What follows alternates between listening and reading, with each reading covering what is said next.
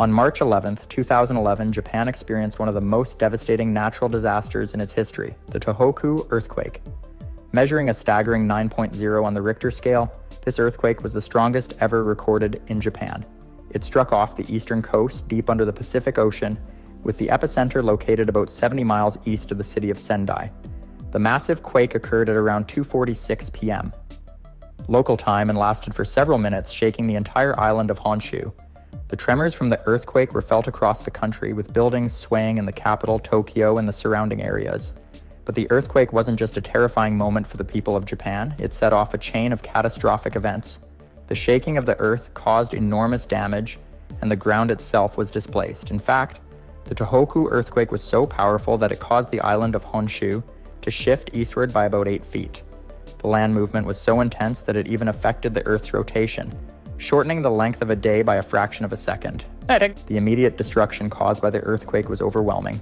Buildings collapsed, roads cracked open, and entire communities were left in ruins. Infrastructure was severely damaged, including railways, bridges, and power lines, leaving many areas without electricity, water, and communication. But as if the earthquake itself wasn't enough, it triggered something even more destructive: the tsunami. Within minutes of the earthquake, the sea began to rise. Waves, some reaching heights of up to 130 feet, surged across the coastline. The tsunami slammed into the eastern shores of Japan, moving at speeds of up to 500 miles per hour, faster than a commercial jet. Entire towns and villages were swept away in seconds, as the relentless force of the ocean drowned homes, vehicles, and buildings. It wasn't just the size of the waves that caused the destruction, it was the sheer speed and power behind them. Entire neighborhoods were wiped off the map, and the death toll began to rise rapidly. In addition to the overwhelming destruction, the tsunami also caused a massive environmental impact.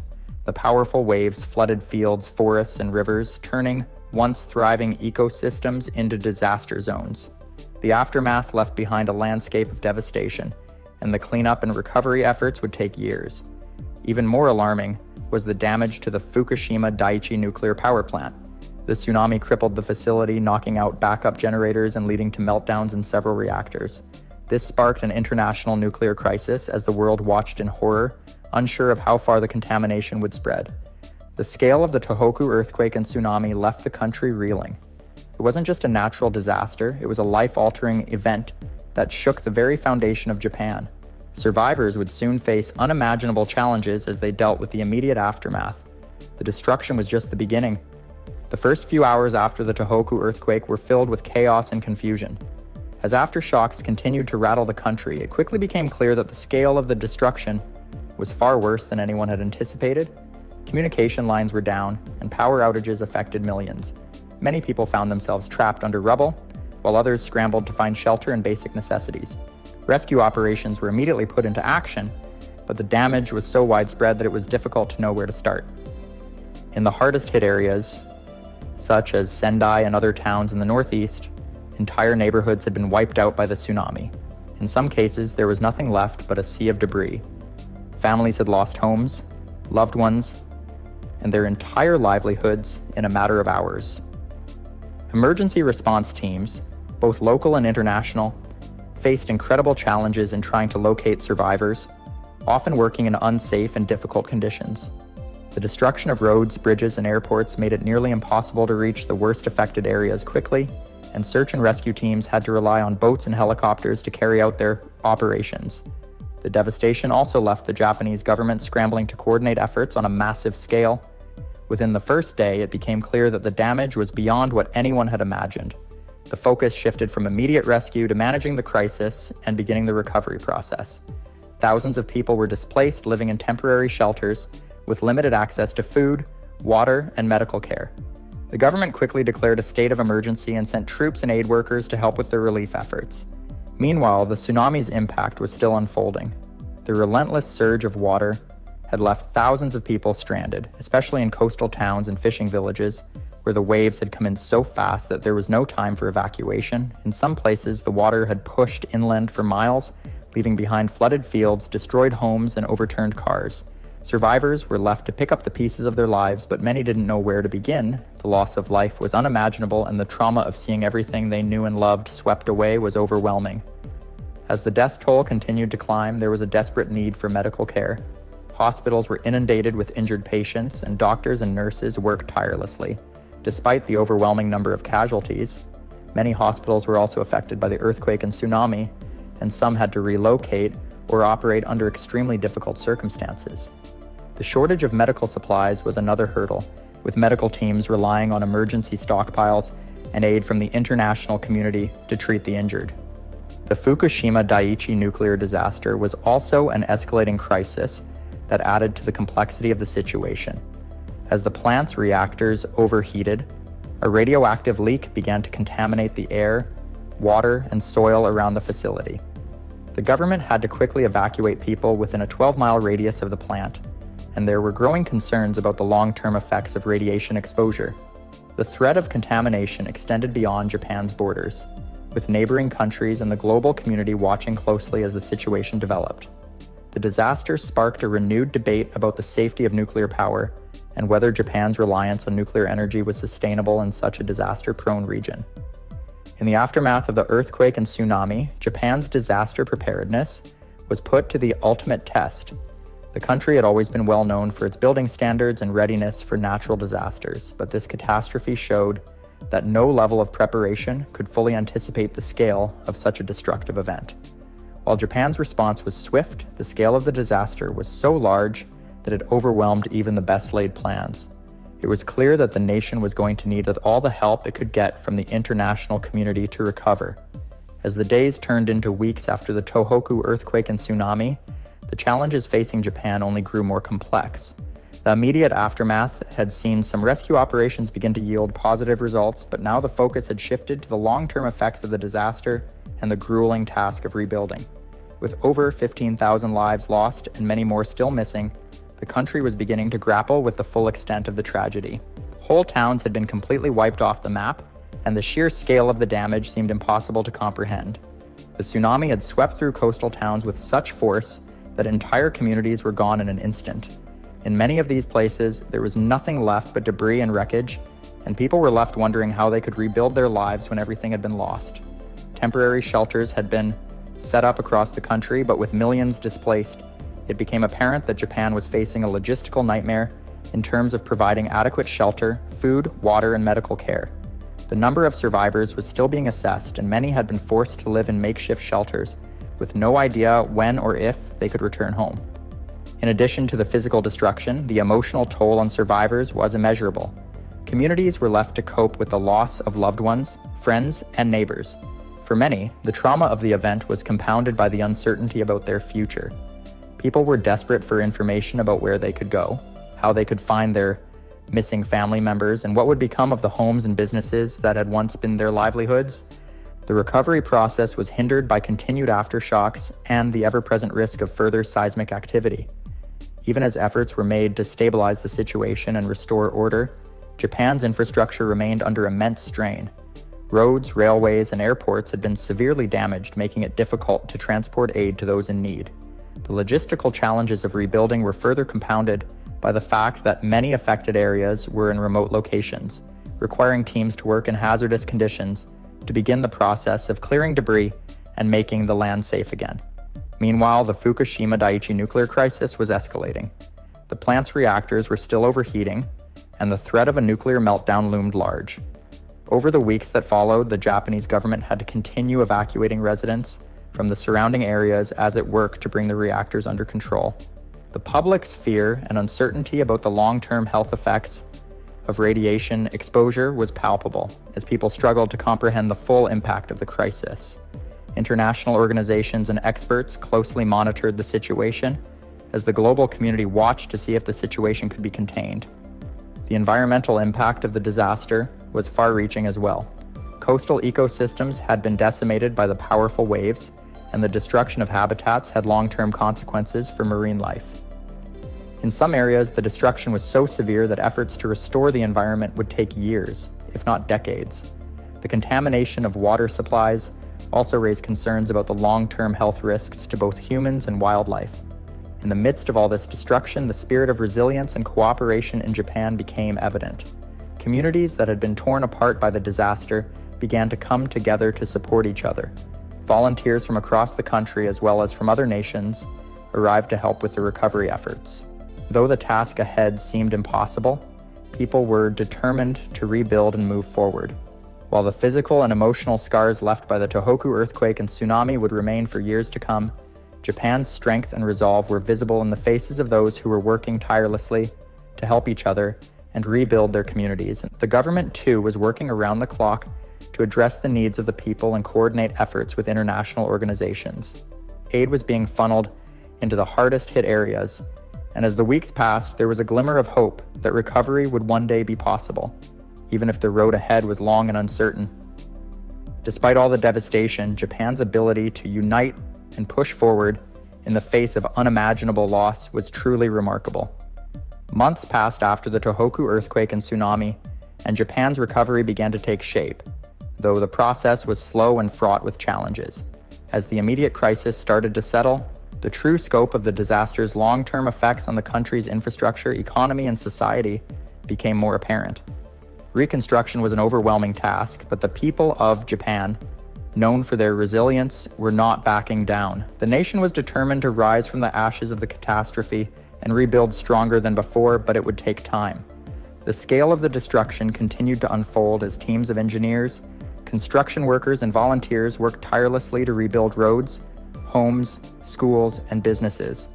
However, much of Japan's infrastructure had been completely wiped out, leaving vast areas uninhabitable. Some towns, once thriving communities, were now ghost towns. Many citizens faced the harsh reality that their homes were gone and they had nowhere to return to. For those who had been displaced, living in temporary shelters for months became a way of life. Even with the help of international aid and volunteers, the sheer amount of debris that needed to be cleared was staggering. Heavy machinery worked day and night to make roads passable again, while thousands of tons of wreckage were removed from the affected areas. One of the greatest challenges in the recovery process was the nuclear disaster at the Fukushima Daiichi nuclear power plant. While the earthquake and tsunami had caused widespread damage, the nuclear crisis had the potential for far-reaching consequences. The plant had suffered catastrophic damage, and the reactors had begun leaking radiation. Despite efforts by plant workers to prevent a full meltdown, the situation remained tense for months after the disaster. Thousands of residents in the area had been evacuated, with no clear idea of when they could safely return home. The radioactive contamination was a real threat, and the Japanese government faced enormous pressure to contain the disaster. Over time, efforts to stabilize the reactors progressed, but the impact of the meltdown on both the environment and public health was only beginning to be understood. As time went on, the economic fallout from the Tohoku earthquake and tsunami also became more pronounced. The damage to Japan's industrial sector was severe, and the country faced significant losses in its manufacturing industries. Many factories, especially those in the hardest hit regions, had to shut down indefinitely. Even industries outside the immediate impact zone felt the repercussions as disruptions to the supply chain caused by the disaster spread throughout the country. The nation's economy had already been fragile due to prior challenges, and the earthquake and tsunami added another layer of strain. It was clear that recovery wouldn't just be about rebuilding homes and businesses. It would also require significant effort to revitalize the economy and restore livelihoods. The environmental impact was another lingering concern. In addition to the devastation caused by the tsunami, the contamination of soil and water from the Fukushima nuclear disaster posed significant challenges for agriculture and fishing industries. Farmers in affected areas faced crop failures due to the destruction of land and the spread of radioactive material. Fishers, too, found their livelihoods threatened as radiation-tainted waters affected the fishing industry.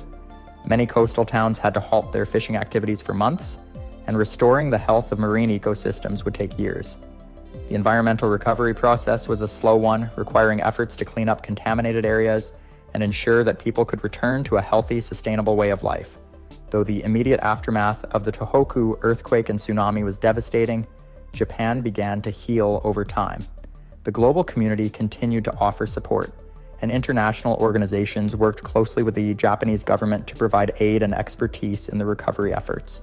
The emotional toll on survivors, however, was deep.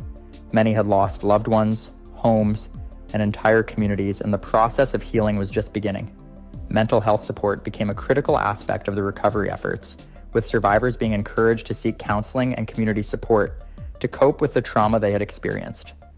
Japan's commitment to its recovery was unwavering.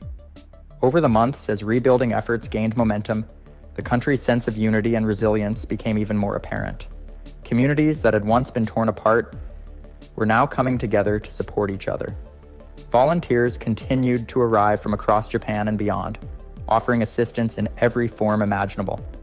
Despite the long road ahead, Japan had taken its first steps toward recovery, and the people showed the world that their spirit would not be broken by even the most devastating of disasters. As the years went on, the recovery from the Tohoku earthquake and tsunami continued.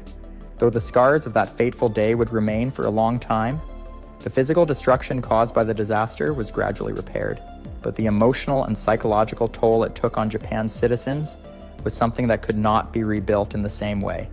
Survivors were left with memories of loss and fear, memories that would linger long after the debris was cleared. For many, the recovery process became about more than just rebuilding homes or cities. It was about rebuilding lives. In the aftermath, Japan made important strides in disaster preparedness and safety. The Tohoku earthquake and tsunami were grim reminders of the vulnerabilities the country faced, and the nation took these lessons seriously. Japan implemented stricter building codes and disaster response protocols, ensuring that future generations would be better prepared to handle any kind of natural disaster. Early warning systems were improved, and emergency drills became more frequent, with both citizens and officials learning how to respond more effectively in times of crisis. Internationally, the Tohoku disaster prompted a re-evaluation of nuclear energy and its safety. The Fukushima Daiichi nuclear disaster led to a widespread reassessment of nuclear power plants around the world, and many countries began to reconsider their reliance on nuclear energy. Japan, too, faced tough decisions regarding its nuclear future. While some reactors were shut down, the country made efforts to shift towards renewable energy sources in a bid to reduce its dependence on nuclear power and fossil fuels. The global conversation about the risks and benefits of nuclear energy became more urgent, and many nations reconsidered their energy strategies as a result. The environmental recovery from the Tohoku disaster was a long and difficult process. The Fukushima nuclear disaster had left a lasting mark on Japan's landscape, with certain areas remaining uninhabitable due to radiation contamination. While the cleanup efforts were ongoing, the country's commitment to restoring its environment remained steadfast. Local ecosystems, especially in coastal areas, began to show signs of recovery, though some species of marine life still face challenges due to the contamination. Over time, efforts to restore damaged ecosystems and promote sustainable practices gained momentum. The emotional impact of the disaster also left a profound mark on Japan's culture and psyche. Families who had lost loved ones found solace in their shared experiences, and many people felt a renewed sense of community as they came together to help each other. The disaster had brought out the best in people, with volunteers from around Japan and the world coming to support those in need. Despite the immense pain, the Japanese people demonstrated extraordinary resilience, showing the world that even in the face of such overwhelming loss, hope could still flourish. In the end, the Tohoku earthquake and tsunami served as a reminder of nature's immense power and the importance of preparation. The disaster tested Japan's strength, but it also highlighted the unbreakable spirit of its people. While the immediate impact of the disaster was devastating, the response to it revealed a nation committed to learning from tragedy and building a more resilient future. Though the wounds from that day may never fully heal, Japan's recovery demonstrated the strength of human perseverance and the power of unity in the face of disaster.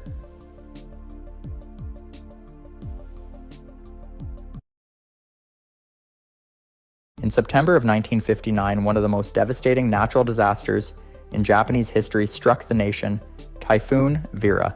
It would go on to become the deadliest typhoon to ever hit Japan, leaving behind a path of destruction that would change the lives of millions.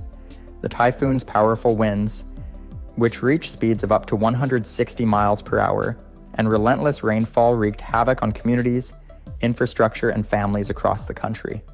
It made landfall on September 26th, with its fury felt most intensely in the central and western regions of Japan. Typhoon Vera began its journey in the western Pacific Ocean on September 20th. It started as a low-pressure system, a common precursor to typhoons, but rapidly strengthened, gaining intensity as it moved toward Japan. The storm's trajectory was almost perfectly aligned to bring it over Japan's main islands. The warm waters of the Pacific Ocean fed the storm, making it grow even stronger as it neared land. By the time it hit Japan, it was already classified as a super typhoon, a term used for storms with sustained winds over 150 miles per hour. The typhoon's impact was felt across a vast area. One of the hardest hit regions was the city of Nagoya, which was submerged by the immense storm surge. The water flooded entire neighborhoods, leaving residents trapped in their homes with no way to escape the rising floodwaters. Along with the storm surge, the relentless rainfall caused rivers to overflow, leading to widespread flooding in towns and villages. As the typhoon roared through, the power was knocked out in many areas, and communication lines were cut off, making rescue efforts even more difficult. The destruction was widespread. Entire communities were decimated, with thousands of homes washed away by the floodwaters or destroyed by the ferocious winds. The physical toll was catastrophic, but the emotional and psychological impact was just as severe. Many people were forced to flee their homes, abandoning everything they had. In some cases, families were separated, unsure if they would ever see their loved ones again. As the storm raged on, the people of Japan found themselves at the mercy of nature's fury. Typhoon Vera's aftermath was nothing short of catastrophic. The official death toll would eventually rise to over 5,000, and many more were injured. The storm left millions of people homeless, displaced by the widespread destruction. Beyond the physical damage to homes and buildings, the typhoon also devastated Japan's economy. With so many industries impacted, people found themselves without jobs and livelihoods, and the country faced a long and difficult recovery process. It would take years for the country to rebuild, and the emotional scars left by the disaster would linger long after the physical damage was repaired. In the immediate aftermath of the typhoon, the Japanese government and emergency services faced immense challenges. The storm's power had left many areas completely inaccessible, and it was days before emergency workers could reach the worst-hit regions. The scale of the disaster was overwhelming, and at first there was little anyone could do to help. People relied on each other for survival, with neighbors coming together to help those in need. Despite the challenges, the resilience of the Japanese people began to shine through as they started the slow and painful process of recovery. Typhoon Vera's legacy would have a profound impact on Japan. It led to changes in disaster preparedness and response, with the government implementing more robust early warning systems and evacuation protocols. While the storm brought unspeakable tragedy, it also shaped the way Japan would handle future natural disasters. The lessons learned from Typhoon Vera continue to influence how the nation prepares for typhoons and other natural events today. The moment Typhoon Vera made landfall on September 26, 1959, it was clear that this storm would leave a mark on history. With winds roaring at over 160 miles per hour and relentless rains, the impact was felt almost immediately. The typhoon's arrival was terrifying, as it came ashore with a force rarely seen in Japan's history. The combination of the high winds and torrential rainfall created a deadly scenario, with homes, roads, and entire towns being wiped away in a matter of hours. In the days leading up to the typhoon's arrival, the government had issued warnings and urged people to evacuate coastal areas, but the scale of the disaster was far beyond what anyone had anticipated. As the storm slammed into Japan's central and western regions, the damage was not just from the winds, but also from the storm surge, which caused flooding in areas that were not even directly hit by the typhoon's winds. The surge brought massive waves that inundated towns along the coast, sweeping away anything in its path. Entire neighborhoods were submerged, and the floodwaters rose quickly, making it difficult for anyone to escape. One of the most shocking consequences of Typhoon Vera was the disruption of Japan's infrastructure. Roads, bridges, and railways were destroyed, leaving many people stranded in places that were difficult or impossible to reach. In some areas, the floodwaters were so deep that they cut off entire communities, leaving people without access to food, water, or medical care. The loss of power across vast areas meant that communications were cut off, making it nearly impossible for rescue teams to coordinate. For those in affected regions, the isolation was a terrifying experience, with no idea when help would arrive. The survivors of Typhoon Vera were left with unimaginable challenges. Many people had lost everything: homes, possessions, and in some cases, loved ones. The typhoon had torn apart the very fabric of communities, and the survivors faced the difficult task of rebuilding not only their homes, but their lives. The sense of loss was overwhelming, and many were left with nothing but the clothes on their backs. For those who had escaped the worst of the storm, the trauma of what they had witnessed was something they would carry with them for the rest of their lives. In the aftermath, The damage was so extensive that Japan struggled to assess the full extent of the destruction. In some regions, it would take days, even weeks, before the true impact of the storm became clear. The country was forced to rely on whatever resources were available to begin recovery efforts. Emergency shelters were set up and relief teams worked tirelessly to provide food, water, and medical assistance. Despite these efforts, the scale of the devastation meant that it would take months, if not years, for the country to fully recover. Japan's government would later face intense scrutiny over its preparedness for such a massive disaster, but in the immediate aftermath, the focus was on survival and recovery. As Japan began the slow process of rebuilding, the emotional scars of Typhoon Vera remained. Survivors often spoke of the horror they had experienced, from the deafening winds to the terror of watching their homes be destroyed by floodwaters. The stories of loss and survival were heartbreaking, and many felt that their lives would never be the same. Yet through all the devastation, there was also a sense of hope. The people of Japan came together to help one another, showing incredible resilience in the face of disaster. It was this strength and determination that would help Japan rise from the ashes of Typhoon Vera and begin the long process of recovery. The lessons learned from Typhoon Vera would go on to shape Japan's disaster preparedness strategy for years to come. While the nation would never forget the horror of that day, the tragedy would also push for advancements in forecasting, evacuation protocols, and response systems. Typhoon Vera's legacy was not just about the lives lost and the destruction left behind, but also about the changes it spurred in how Japan would face future natural disasters. As Typhoon Vera continued its devastating path across Japan, it left behind a trail of destruction that was hard to comprehend. The hardest hit areas were those in central Japan, where cities like Nagoya were caught in the full force of the storm. The damage was so severe that the city, once bustling and full of life, was reduced to a scene of chaos and despair. The floodwaters rose so high that they submerged buildings, streets, and entire neighborhoods. People trapped in their homes were forced to seek higher ground, many of them losing everything they had worked for. In the wake of the typhoon's fury, rescue efforts became an urgent priority.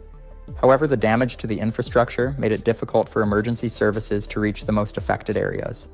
Roads were impassable, railways were down, and airports were rendered useless due to the widespread flooding and destruction. For many survivors, the first few days after the storm were marked by uncertainty and fear. They were isolated and cut off from the outside world with little hope of immediate help. One of the most heart-wrenching aspects of the aftermath was the sheer number of people who had lost their lives. The death toll, which eventually surpassed 5,000, was a grim reminder of the typhoon's destructive power. In addition to the loss of life, there was also the immense damage to property, which left millions homeless. Families who had once lived comfortably found themselves displaced and without shelter, while businesses were forced to shut down as they struggled to rebuild. Entire communities were left devastated, and the task of recovery seemed nearly impossible. The damage to agriculture was another significant consequence of the typhoon. Fields of crops, which were vital to the livelihoods of many rural communities, were washed away by the floodwaters. This loss of crops added to the already dire situation, as food shortages became a concern in many areas. With the infrastructure in ruins, transportation of supplies was slow, and many people were left without the essentials they needed to survive. The local economy, which had already been strained by the storm, faced even further setbacks as businesses struggled to get back on their feet. Despite the overwhelming challenges, the people of Japan did not give up. As the days passed and the waters receded, the survivors began to rebuild their homes and their lives. Volunteers from across the country arrived to help with the recovery efforts, providing food, water, and medical assistance to those in need. The government worked tirelessly to restore basic services like electricity and clean water, though it would take time for many areas to fully recover. The emotional toll on the survivors was also immense. Many had lost loved ones, and the trauma of witnessing such devastation was something they would carry with them for the rest of their lives. The stories of those who lived through the storm were filled with heartache and loss, but they also reflected the strength of the human spirit. People came together to support one another, offering whatever help they could to those in need. While the scars of Typhoon Vera would remain for years, the resilience and solidarity of the Japanese people became a beacon of hope in the face of tragedy. Typhoon Vera also marked a turning point in Japan's approach to disaster management. The scale of the destruction revealed the vulnerabilities in the country's infrastructure and emergency response systems. It was clear that more needed to be done to prepare for such devastating events in the future. The government, alongside experts in meteorology and disaster management, began to focus on improving early warning systems, enhancing evacuation plans, and strengthening the infrastructure to withstand future storms. These lessons learned from the tragedy of Typhoon Vera would go on to save countless lives in the years to come. The recovery process from Typhoon Vera was long and difficult, but it laid the foundation for a stronger, more resilient Japan. The lessons learned from the disaster were not just about how to prepare for future storms, but also about the importance of community and the strength of people coming together in times of crisis.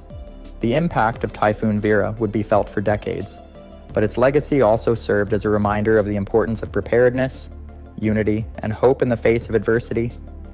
As the months passed and the initial shock of Typhoon Vera's destruction began to fade, Japan's recovery continued at a slow and painstaking pace. The immediate focus was on providing shelter, food, and medical care to the millions of people left, homeless or displaced. Relief efforts were in full swing, with both the government and private organizations working tirelessly to deliver aid to those in need. Temporary shelters were set up in schools, community centers, and other public buildings where survivors could find safety and support. However, the real challenge lay in rebuilding homes, schools, and businesses that had been destroyed in the storm. The Japanese government took a central role in coordinating the recovery efforts, focusing on clearing debris, restoring essential infrastructure like water and power supplies, and rebuilding transportation networks. Roads and bridges that had been swept away by the floodwaters were rebuilt, and damaged railways were repaired to allow for the movement of goods and people. The recovery was far from easy, and many areas remained in ruins for weeks or even months after the typhoon had passed. Yet despite these difficulties, Japan showed a remarkable ability to rebound from such a catastrophic event. One of the most significant aspects of the post-Typhoon Vera recovery was the shift in Japan's approach to disaster preparedness and response. The scale of the devastation had exposed critical weaknesses in the country's ability to handle such disasters, particularly in the areas of early warning systems and emergency management. In the years following the typhoon, Japan implemented major changes to its disaster preparedness programs. New infrastructure was built to withstand the impact of future typhoons, and the government introduced more advanced weather monitoring systems to provide earlier warnings to residents in danger zones.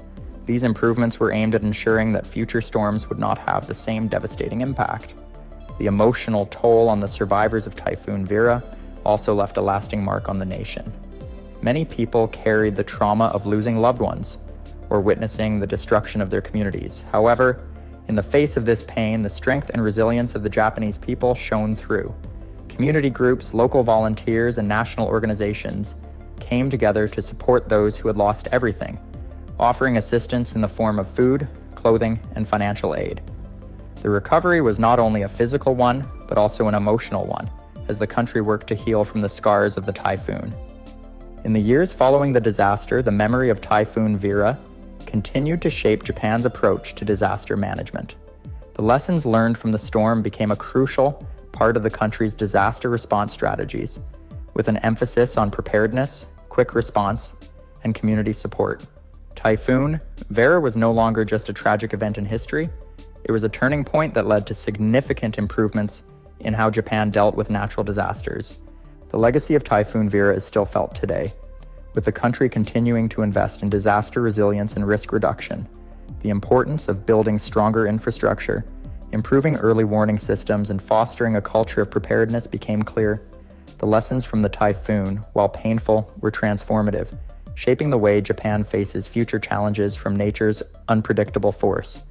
As Japan looks to the future, the memory of Typhoon Vera serves as both a somber reminder of the devastation that natural disasters can bring and a testament to the resilience of the human spirit.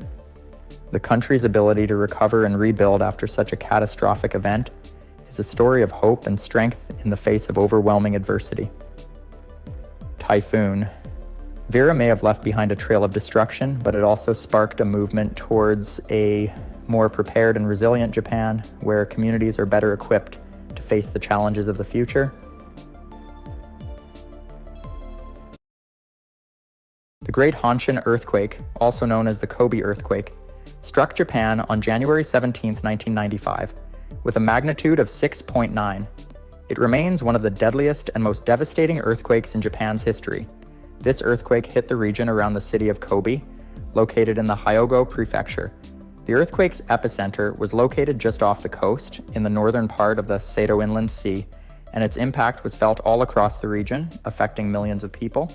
The timing of the earthquake could not have been worse. It struck at precisely 5:46 a.m., while most people were still asleep in their homes. The suddenness of the tremor caught many off guard.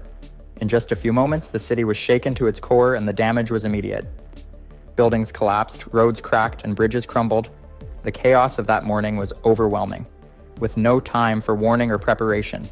Kobe, a major port city and one of Japan's most important economic hubs, was severely affected. Its infrastructure was completely devastated, making rescue and recovery operations incredibly difficult. The earthquake caused fires to break out across the city, further hindering efforts to save those trapped under rubble. Many of the older buildings in Kobe, which were not designed to withstand such a powerful quake, were reduced to rubble. Meanwhile, newer, supposedly safer buildings fared better, but even they were not immune to the massive shaking. More than 6,000 people lost their lives that morning, and thousands more were injured. Entire neighborhoods were destroyed, leaving thousands of residents homeless. In addition to the loss of life, the economic toll was staggering. Kobe's port, a vital part of the local economy, was closed due to the destruction, and businesses were forced to shut down as the city struggled to recover from the disaster.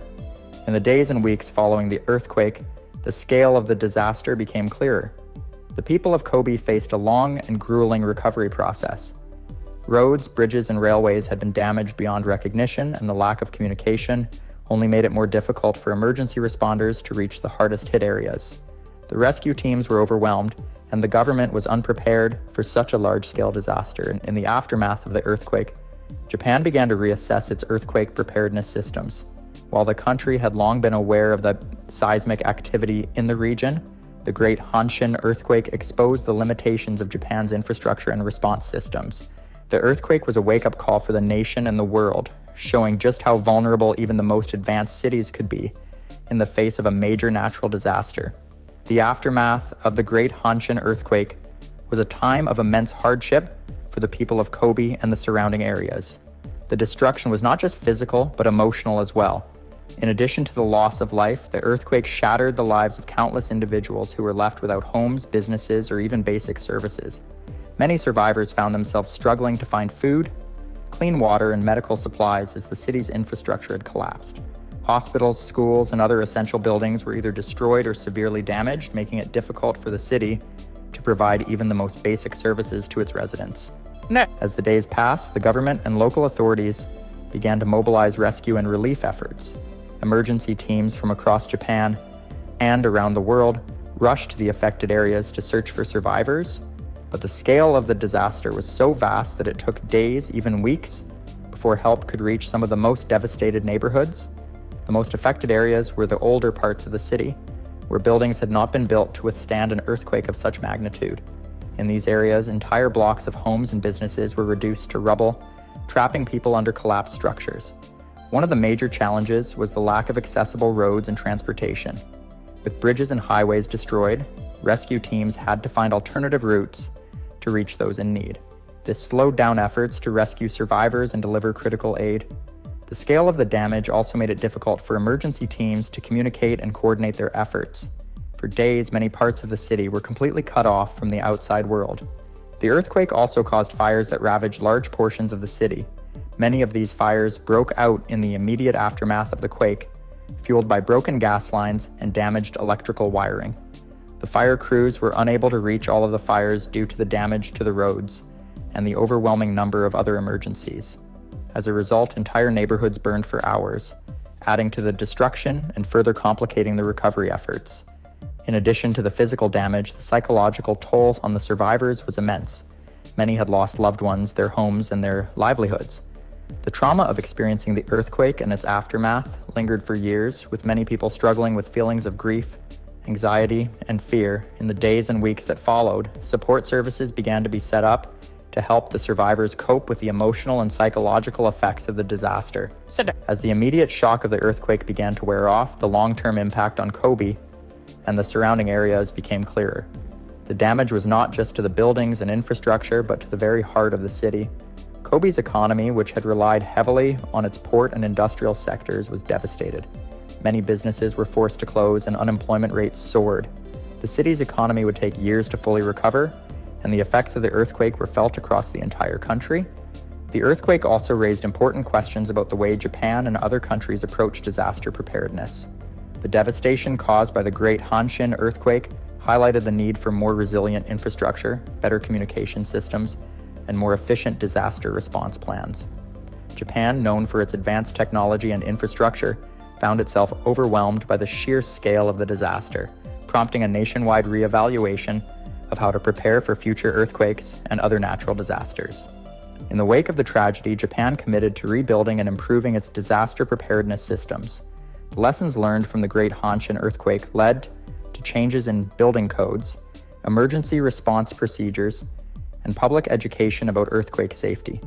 The tragedy, while devastating, also served as a catalyst for change, ensuring that Japan would be better equipped to face future disasters. As the dust settled in the wake of the Great Hanshin earthquake, the focus shifted from rescue to recovery and rebuilding. The immense scale of the damage in Kobe and its surrounding areas meant that the recovery process would take years, not just months. The earthquake had severely impacted the city's infrastructure, and the efforts to rebuild it were daunting. The sheer magnitude of the destruction left the government and local authorities scrambling to find the resources needed to reconstruct roads, bridges, schools, hospitals, and homes. One of the biggest challenges was the rebuilding of the city's transportation network. With roads and highways destroyed, there was a critical need to restore vital links between Kobe and the rest of Japan. Reconstruction efforts had to balance speed with safety, ensuring that the new infrastructure could withstand future earthquakes. The city's port, a crucial part of its economy, was heavily damaged.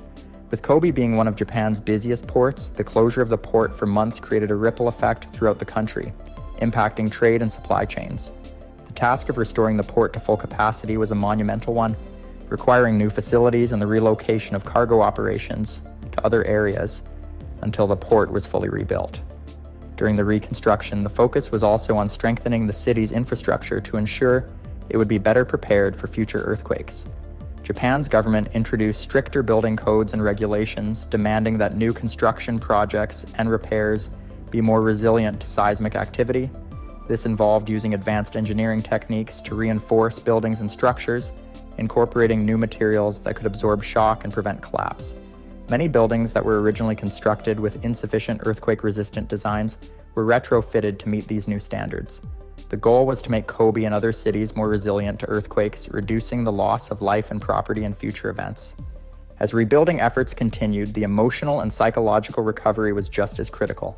Thousands of survivors had lost family members, homes, and businesses, leaving them grappling with feelings of loss and trauma. The community faced not only the physical challenge of rebuilding, but also the emotional task of coming to terms with the devastation. Local support networks, including counseling services, were established to help individuals cope with the trauma. Many survivors found comfort in rebuilding their communities, forming tight-knit groups that worked together to restore their neighborhoods.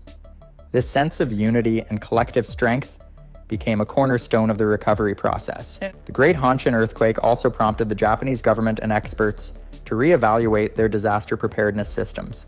The lessons learned from this disaster were invaluable, leading to the development of more advanced early warning systems, improved disaster response protocols, and a greater focus on community involvement in preparedness efforts. Japan's government took the opportunity to make significant changes in how the country would handle natural disasters in the future. New technologies and systems for predicting earthquakes were implemented, including advanced seismic monitoring equipment and systems to warn the public of impending earthquakes. While no technology could ever fully eliminate the risk of an earthquake, the goal was to minimize the damage and loss of life when disaster struck. Internationally, the aftermath of the Great Hanshin earthquake was seen as a wake-up call for countries around the world, especially those located in earthquake-prone areas. Many nations looked to Japan's recovery efforts as a model for how to rebuild after a natural disaster and improve their own disaster preparedness systems. The outpouring of support from countries around the world, as well as international relief efforts, highlighted the importance of global cooperation in the face of catastrophe. The recovery from the Great Hanshin earthquake was not just about rebuilding physical structures, it was about restoring hope and resilience. The people of Kobe, and Japan as a whole, showed an incredible spirit in the face of devastation. Through years of hard work, determination, and a collective commitment to rebuilding, Kobe was able to emerge from the ruins stronger and more prepared for the future.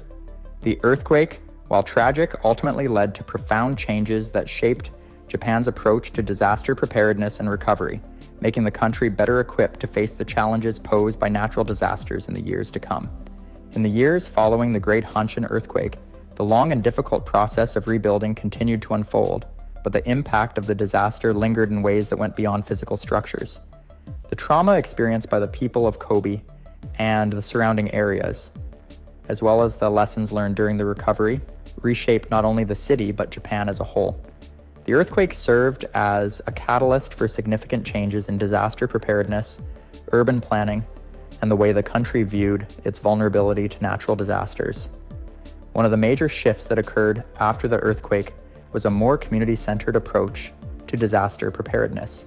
Prior to the Great Hanshin earthquake, Japan had focused heavily on large-scale government response systems. While these systems were important, the events of January 17, 1995, revealed how critical it was for local communities to be actively involved in disaster preparedness. In Kobe, as residents worked together to rebuild their neighborhoods, they developed close-knit networks that could respond more effectively in future emergencies. These local efforts became a model for other parts of Japan, encouraging a greater focus on community-based disaster education and planning. The lessons learned during the recovery process demonstrated that effective disaster response wasn't just about having government resources at the ready, it was about having a well-informed and prepared public. The devastation caused by the earthquake also accelerated technological advancements in Japan's earthquake detection and early warning systems. Prior to 1995, Japan had some of the most advanced seismic monitoring equipment in the world, but the scale of the disaster revealed room for improvement. After the earthquake, the Japanese government invested heavily in expanding and enhancing its earthquake monitoring networks. This included the introduction of more sensitive sensors capable of detecting tremors and predicting earthquakes with greater accuracy. These advancements have saved countless lives in the years since, with early warning systems now alerting people of impending quakes seconds before they hit, providing just enough time to take cover or evacuate. These efforts highlighted the importance of using technology not only for recovery, but for prevention, mitigation, and survival. In addition to technological advancements, there was also a major rethinking of Japan's building standards and urban planning. Following the earthquake, Japan implemented stricter building codes, ensuring that future construction projects would be able to withstand more severe seismic activity. Many buildings throughout Kobe, as well as in other parts of Japan, were retrofitted to meet these new standards. The goal was to make structures more resistant to earthquakes, reducing the risk of collapse and minimizing damage. In cities like Kobe, which are built on hilly terrain and are densely populated, this was especially important. The lessons learned from the earthquake led to the development of earthquake-resistant technologies, such as shock absorbers and flexible foundations, which are now used in buildings across Japan and around the world. Furthermore, the recovery process highlighted the need for better emergency response coordination between local, regional, and national governments. In the immediate aftermath of the earthquake, there was confusion and inefficiency in the way rescue efforts were carried out. Different agencies and organizations were not always working in sync, and there were significant delays in providing aid to those who needed it most. This was due in part to the sheer scale of the disaster and the difficulty of navigating through the debris-strewn streets. In the years that followed, Japan worked to improve its disaster response systems, establishing clearer lines of communication and coordination. This resulted in faster, more efficient responses during subsequent natural disasters, such as the Great East Japan earthquake in 2011. The Great Hanshin earthquake also had a lasting impact on Japan's culture, especially when it came to how the public viewed natural disasters. Prior to the earthquake, many people in Japan, while aware of the country's seismic risks, may not have fully understood the scale of potential destruction. The earthquake of 1995 shattered that sense of complacency, and for many it was a wake-up call. People began to see earthquakes not as isolated events, but as a constant threat that could strike at any moment. This shift in perspective led to an increased demand for disaster preparedness and education. School children across Japan started to undergo more rigorous earthquake drills, and citizens were encouraged to develop emergency kits and evacuation plans. The earthquake's impact also rippled through the international community. The global response to the disaster was overwhelming, with countries from all over the world sending aid, supplies, and rescue teams. The outpouring of support demonstrated the power of global solidarity in the face of natural disasters. In addition, the Great Hanshin earthquake led to an increase in international collaboration on disaster preparedness and response. Japan, known for its technological advancements and expertise in seismic activity, shared its knowledge with other nations, helping them better prepare for their own natural disasters. The lessons learned from Kobe continue to influence disaster response strategies around the world. As time passed, Kobe's recovery was marked by remarkable resilience. The city slowly but surely rebuilt itself, not just physically but socially and culturally. The community became stronger, and the people of Kobe, having faced one of the most devastating earthquakes in Japan's history, found new ways to come together in the face of adversity. The memories of that tragic day still live on, but so too does the indomitable spirit of the people who rose from the rubble to rebuild their city and their lives. The legacy of the Great Hanshin earthquake is one of transformation, a powerful reminder of the importance of preparedness, community, and resilience in the face of disaster. The Great Hanshin earthquake, which struck on January 17, 1995, left an indelible mark on Japan, both in terms of the physical devastation it caused and the deep emotional scars it left behind. As we look back on the events of that day and the aftermath, it becomes clear that the earthquake, while one of the most tragic moments in Japanese history, also led to profound changes in the way the country prepares for and responds to natural disasters. The loss of over 6,000 lives and the widespread destruction caused by the earthquake transformed not just Kobe, but Japan as a whole, reshaping its approach to urban planning, disaster response, and community resilience. In the years that followed, the people of Kobe and the surrounding areas found the strength to rebuild. The scars left by the earthquake are still visible in some parts of the city, but the determination of its residents has transformed the city into a symbol of resilience and recovery. The disaster prompted a complete rethinking of how Japan would handle future seismic events. While the country had always been aware of the risks posed by earthquakes, the scale and ferocity of the Great Hanshin earthquake served as a wake-up call that no level of preparedness could fully prepare a nation for such a devastating event. But in the face of this tragedy, Japan's response evolved in ways that would shape disaster management for years to come. The legacy of the Great Hanshin earthquake is not just about the physical reconstruction of buildings or the development of advanced earthquake warning systems.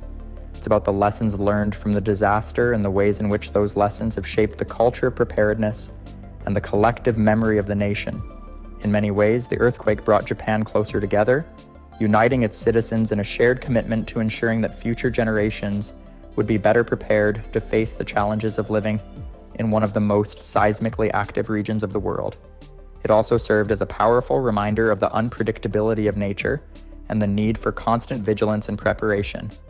Today, Japan stands as a global leader in disaster preparedness with advanced technology, strict building codes, and a population well-versed in emergency procedures.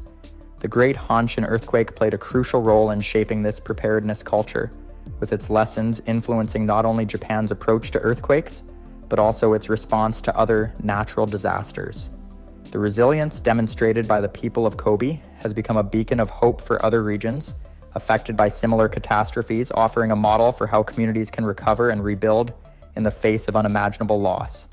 As we reflect on the events of January 17, 1995, we are reminded of the power of human resilience.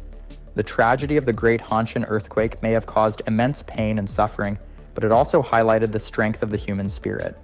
The survivors, the first responders, and the people of Kobe who came together to rebuild their city showed the world what it means to persevere in the face of overwhelming odds. It's a story of tragedy, yes, but also one of hope, unity, and the unwavering will to rebuild after disaster strikes. In closing, the Great Hanshin earthquake serves as a reminder of how fragile life can be and how important it is to be prepared for the unexpected. While we cannot predict when or where the next disaster will strike, we can take the lessons from past events and use them to strengthen our own communities. the disaster's impact continues to be felt, but the recovery process stands as a testament to the resilience and determination of the people of Kobe and Japan. This is a story that will continue to be told for generations, not just as a historical event, but as a lasting reminder of the power of human spirit in the face of disaster.